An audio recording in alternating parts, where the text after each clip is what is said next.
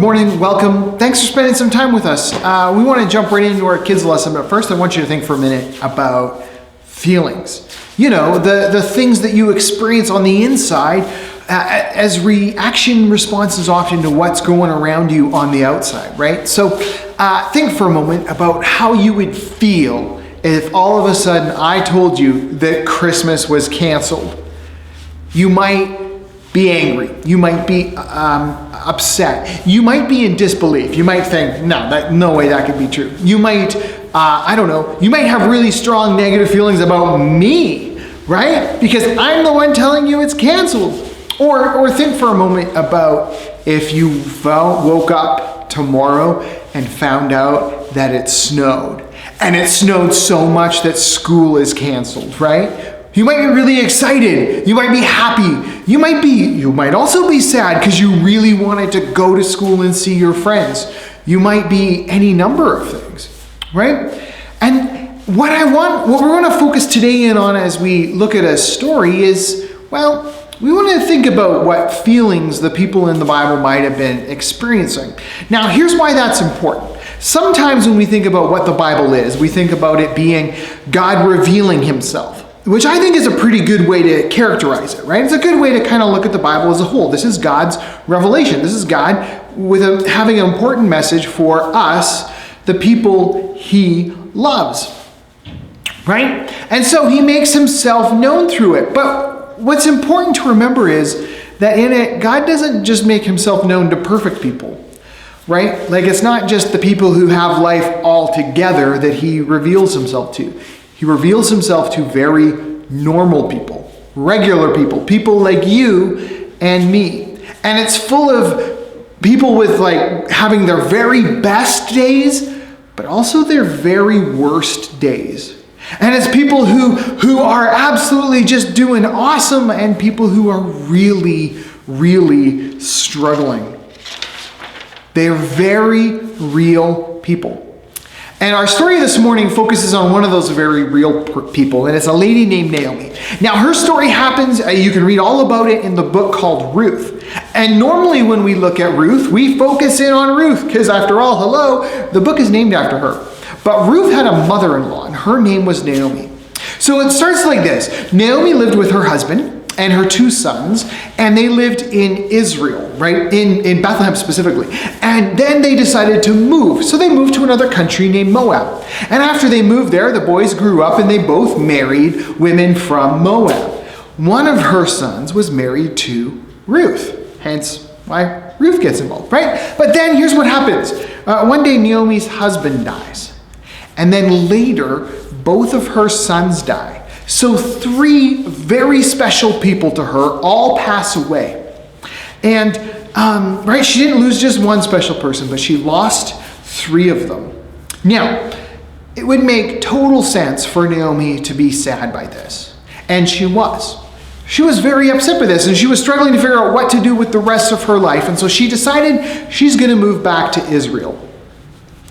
And as it turned out, she actually told her daughters-in-law the plan, and one decided to stay in Moab. The other said, I'm going to go with you. And that's Ruth. So Ruth and Naomi go back to Israel.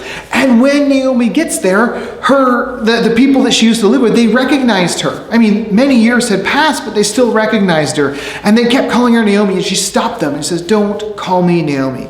Oh, she's got a name change. What's her new name? She wanted to be known as Mara, which means bitter. Now, I don't know if you've ever tasted anything really bitter, right? It kind of leaves that bad taste in your mouth.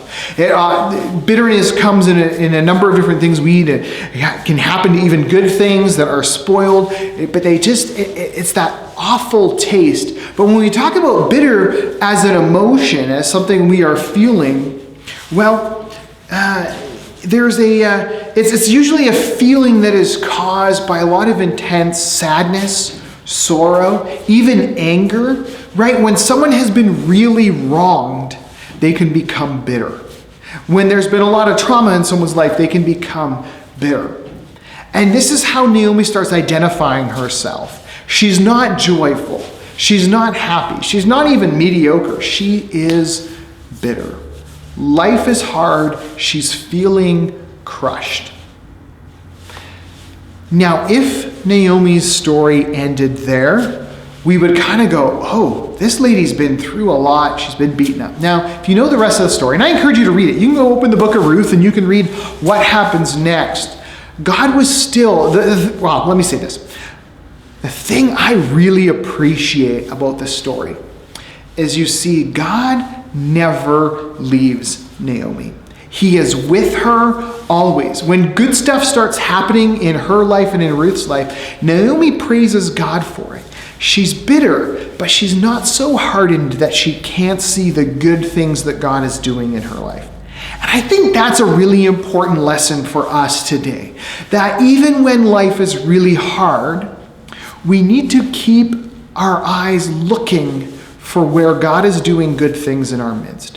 Where is the good that is going on in us and around us that we can celebrate even when life is at its hardest? It would have been very natural for Naomi to be filled with anxiety and depression about her situation.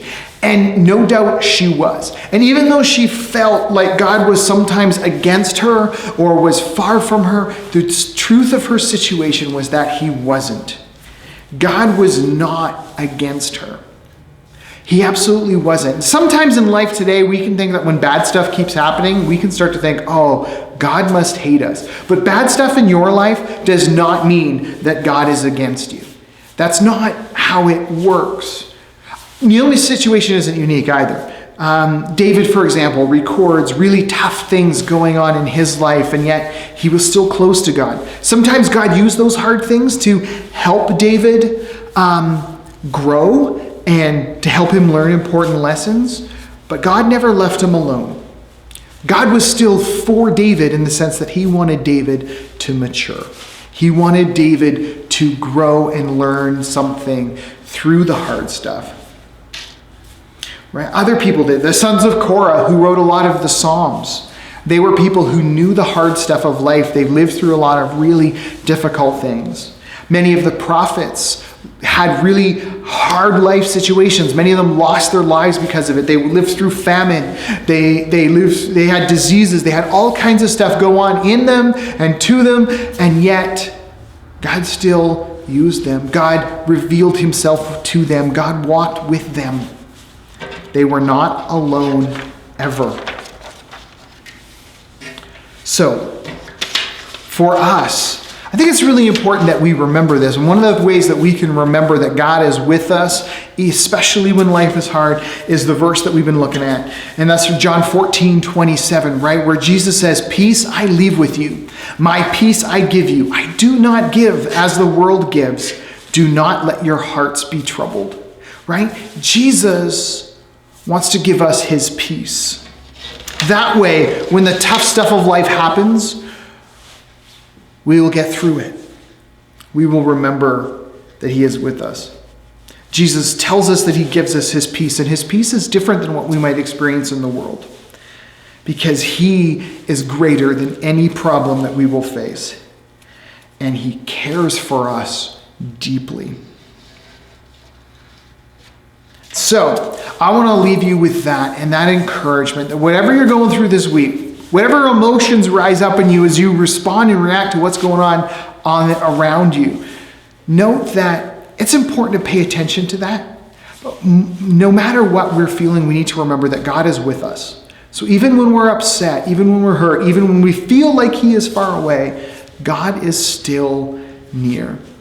Thanks for spending a couple minutes with us today, and we'll check in again real soon.